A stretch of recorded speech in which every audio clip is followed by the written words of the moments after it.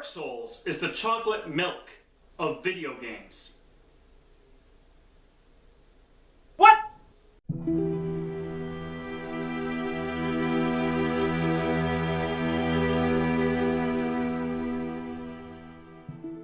So here's the thing about Dark Souls. You all know about Dark Souls by this point in your life. Well, maybe not everything, but you at least understand what kind of game it is. Without question, it has become a lot of people's favorite game series, or at least one of them. Analysis and discussion content are everywhere on this site alone. So yeah, Dark Souls is a big deal. But here's the thing. I didn't like Dark Souls, at least not at first. So where did I go wrong? This game is everything that I should have wanted in a video game. It's an action RPG, touted as similar to Zelda in a lot of concepts, and it's even difficult. I may like easier games than more difficult ones, but I'm seasoned, I know my way around video games, and this game probably has an exaggerated difficulty anyway.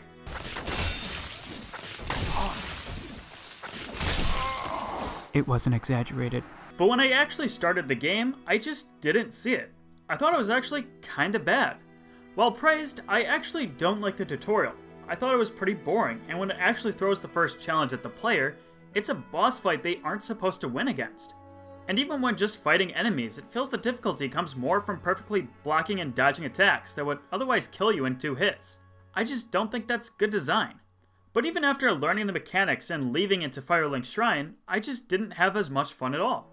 The only thing that assisted me was spending a lot of time to collect souls for level ups that only increased single stat points that made such a minuscule difference.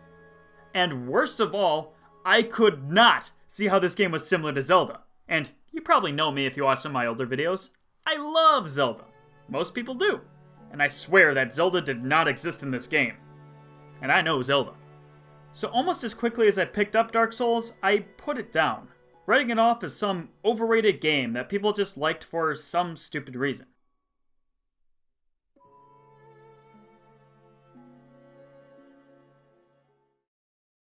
But here's the thing with a community like Dark Souls. It has a following that's so passionate about the games, it made me think I might have been wrong with my opinions in the first place. Even if the fans are still kind of annoying. Each year for the past few years, at least one game in the Souls series has crept its way to release. I mean, there was Dark Souls 2, then Bloodborne, then Dark Souls 3, and even now with Neo. Every time a new Souls or Souls-like game approaches, I get interested in the series, thinking if I was missing the point back then. With my last couple of sessions, I yielded much different results than when I first played the game. I was even able to make it farther than my previous playthroughs, in the same amount of time. At this point is when I think I started to get it. I was finally able to understand how the controls worked and how to maneuver around enemies, and by doing so, the game became less challenging, and then I got good. To a degree. But once a few things started to make sense, more stuff began to click. Once I figured out how to dodge, parry, and attack at opportune times to a locked-on target, I began to see where Zelda was coming in. Of course, this game expands on the battle system of the 3D Zelda games. And once I saw that, I also began to understand how the level design was similar to Zelda. People claim that Dark Souls is an open-world game, but I don't necessarily agree. It has a very linear structure, but any exploration you do is more for your own curiosity, which is kinda like most Zelda games. When in the Darkroot Garden, I was heading back to the starting point of the area, and I saw a path that I never noticed before. Since I obviously didn't know about this path, I wanted to see what was beyond it. Like that. What is that? Is that a fog dragon? I don't want to play this game anymore! So now I can say that I finally understand Dark Souls. People have definitely hyped it up to be something really great. And though I just simply didn't like it when it started, as time passed, it all started to make more sense. But even though I like Dark Souls, it's not my go-to game. I still haven't gotten very far in it at all, and I don't really intend to finish it. But if it's there, and I'm in the mood for it, yeah, I'll be down for some Dark Souls. But with all that being said, there's probably still one lingering question on your minds that I have yet to answer. What the heck does Dark Souls have to do with chocolate milk?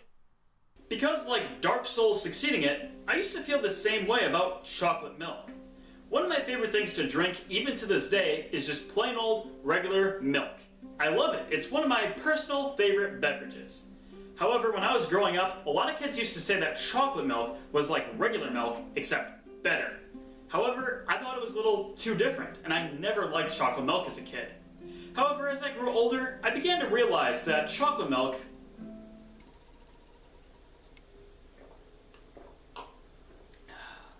isn't really so bad.